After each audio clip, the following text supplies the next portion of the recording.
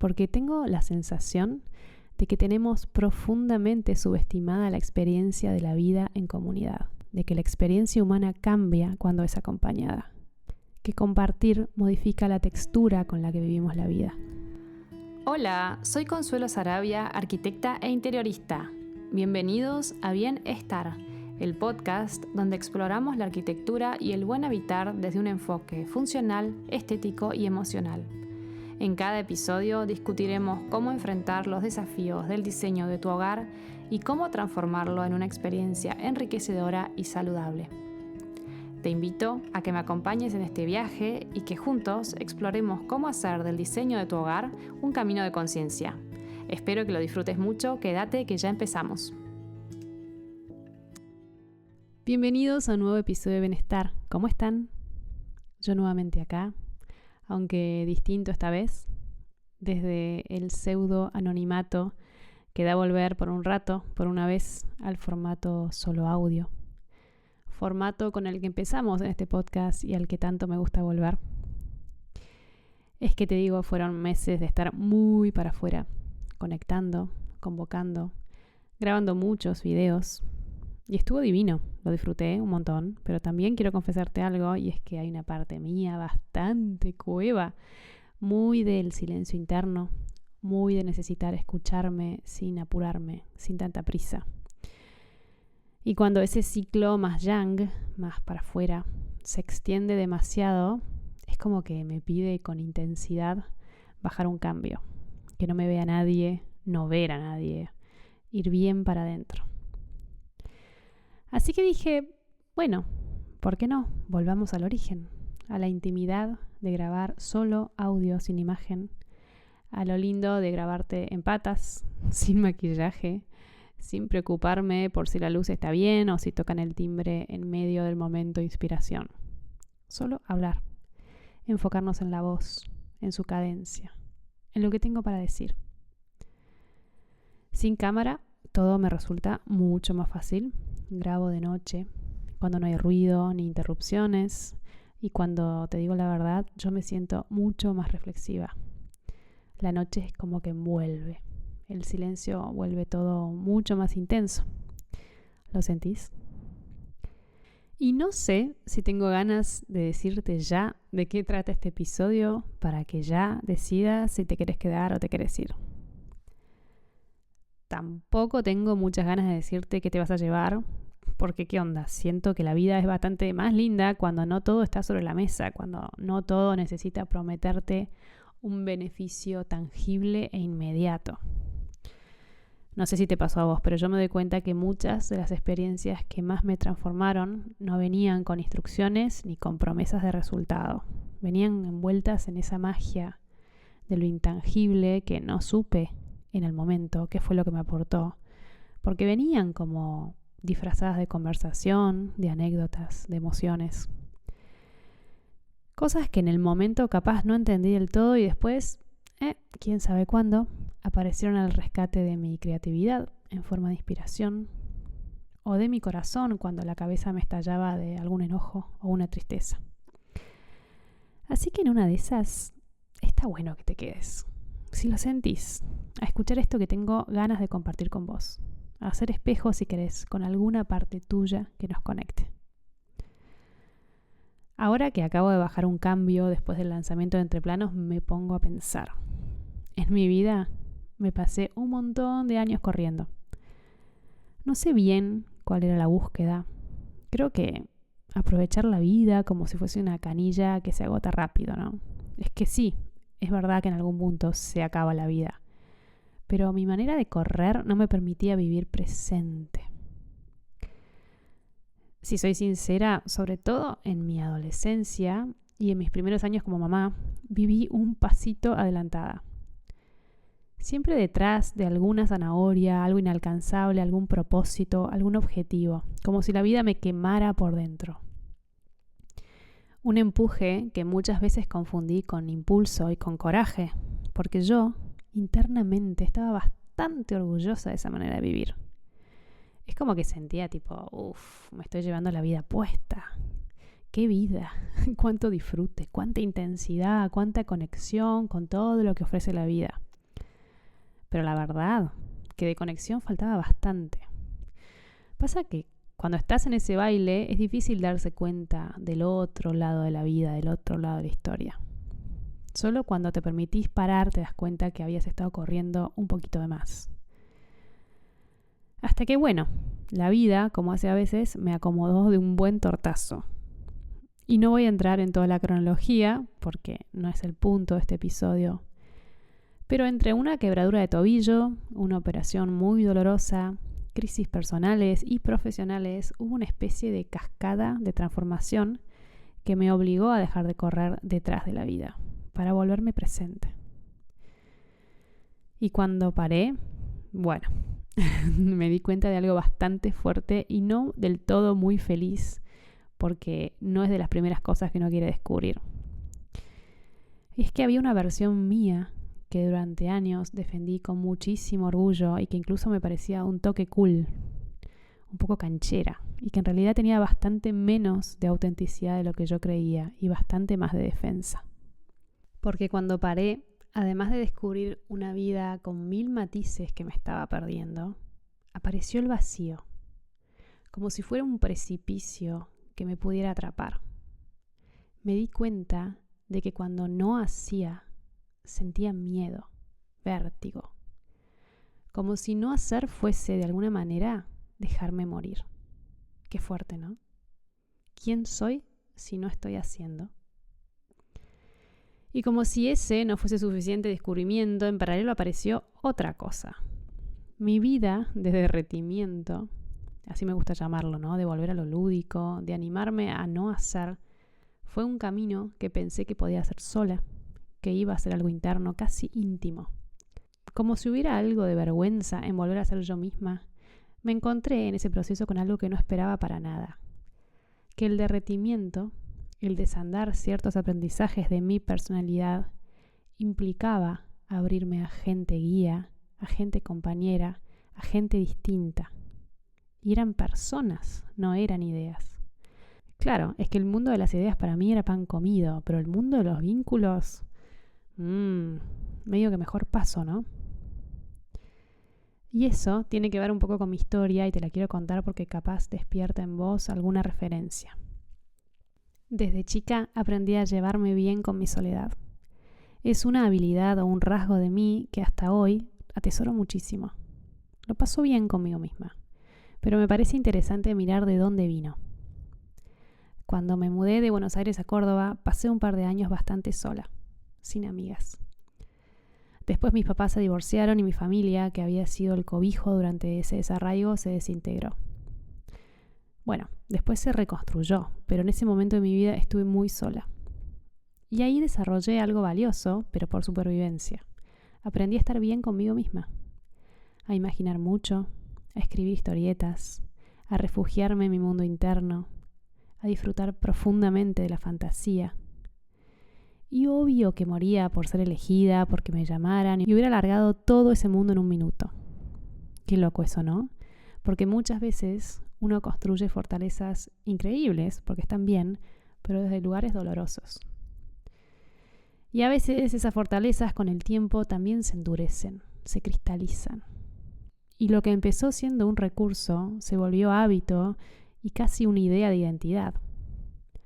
Con los años me volví un poco criticona, un poco snob, si somos honestos. Internamente me sentía un poquito mejor que la pavada adolescente que tenía alrededor. Cuando en realidad, ¿para qué? Me moría de ganas de vivir muchas de esas cosas, pero me cubrí de mentalidades para que ese no ser elegida no doliera.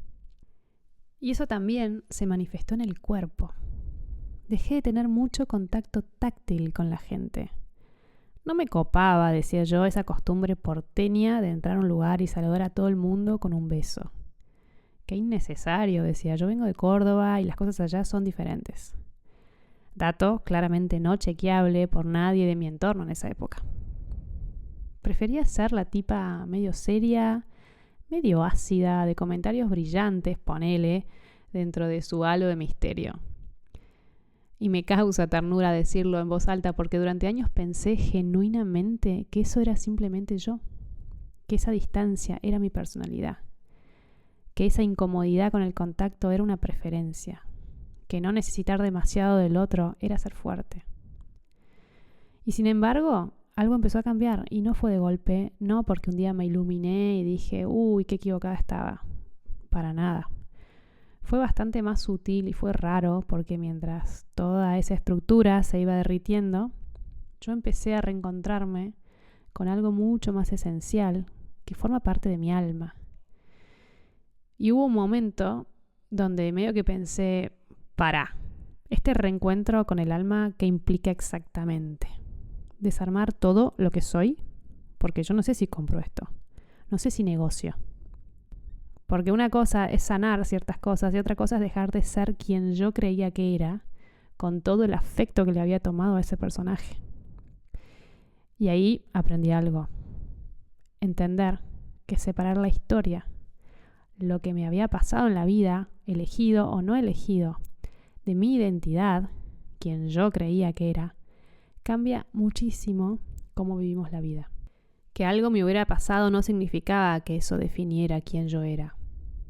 Que ciertas defensas habían sido un aprendizaje, sí, y recursos incluso, pero no necesariamente mi esencia. Que me las podía sacar de encima con una sola decisión, que era bajar las barreras. Pero, claro, tenía que animarme.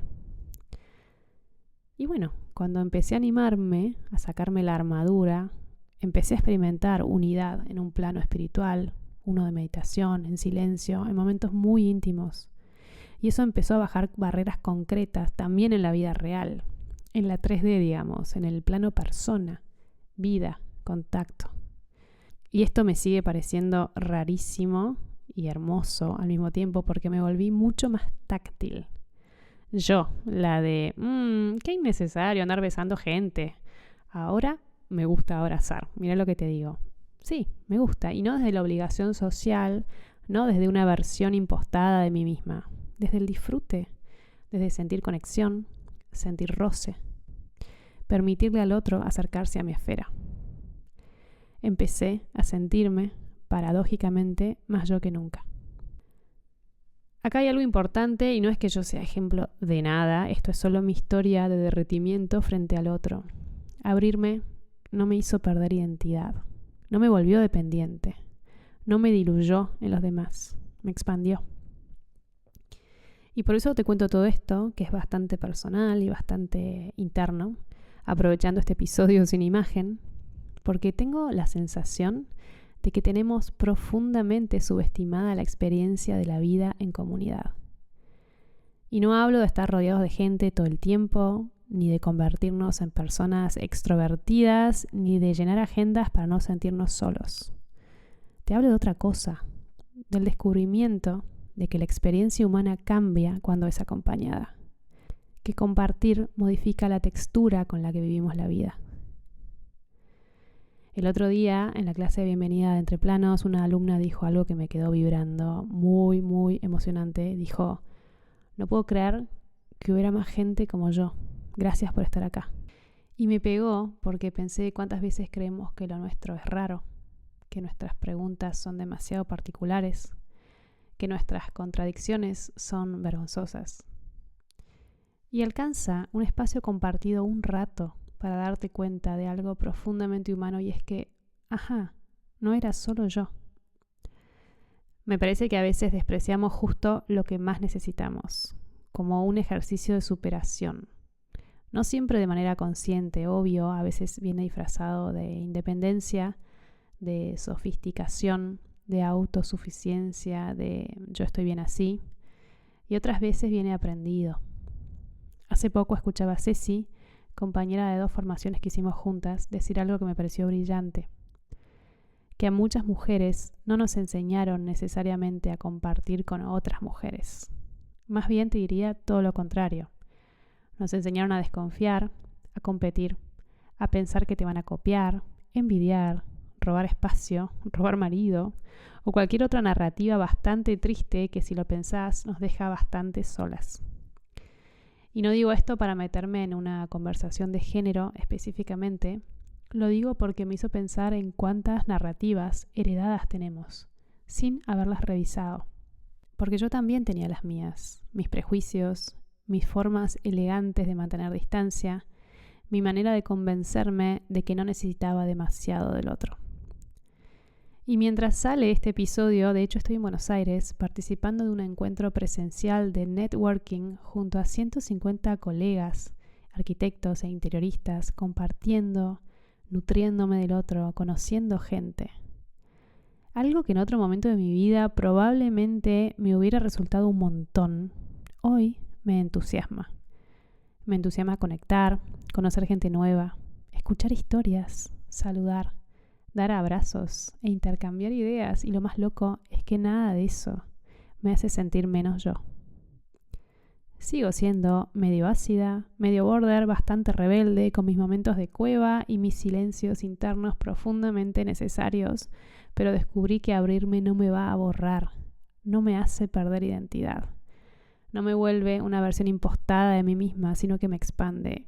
Y por eso quise compartirte todo esto. Porque sinceramente pienso que atravesar la experiencia de la vida acompañada por una tribu, la que sea, es volver a habitar la vida con más plenitud. Y es, creo, el aprendizaje que más me cambió la vida a mí en los últimos años. Y cuando digo tribu no hablo necesariamente de masterminds, ni de grupos de expansión personal, ni de espacios súper estructurados. A veces puede ser eso, obvio, pero a veces puede ser algo mucho más descontracturado. Un grupo de colegas, a veces amigas, a veces las mamis del cole, que dicho sea de paso, derribaron un montón de prejuicios míos y me regalaron vínculos hermosos. A veces una comunidad creativa, a veces un espacio espiritual e incluso uno deportivo. Porque en realidad no importa a qué te dediques. No importa si sos arquitecto, creativo, emprendedor o si llegaste acá simplemente porque te interesa vivir con más conciencia, habitar mejor tu hogar o entenderte un poco más a vos mismo. Lo que me importa dejarte es otra cosa.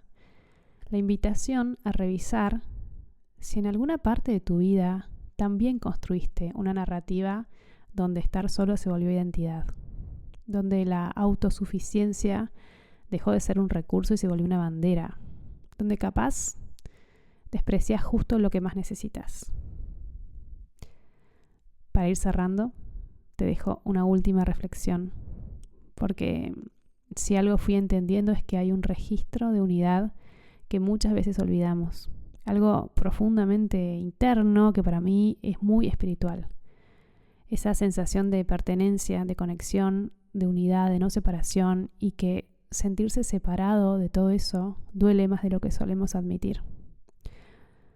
Ojalá todo esto te haya dejado pensando, no necesariamente para que cambies nada ya, ni para que salgas desesperadamente a buscar tribu, andar abrazando desconocidos en la esquina, anotarte en un mastermind, pero sí para revisar de golpe si hay alguna historia sobre vos mismo o vos misma que hace años repetís como una verdad, cuando capaz fue simplemente una forma inteligente de protegerte que ya no necesitas. A mí me hizo muy bien escribir este episodio y sinceramente también me entusiasmó grabarlo porque siento que ponerle palabras a estos procesos es una manera de seguir entendiéndome también a mí misma un poco más. Así que gracias por acompañarme del otro lado, por prestarme un rato de tu tiempo, tu escucha, tu sensibilidad. Nos vemos en 15 días. Si disfrutaste este episodio, puedes compartirlo, puedes ponerle 5 estrellitas y nos encontramos en el próximo episodio de Bienestar. Muchas gracias. Chao, chao.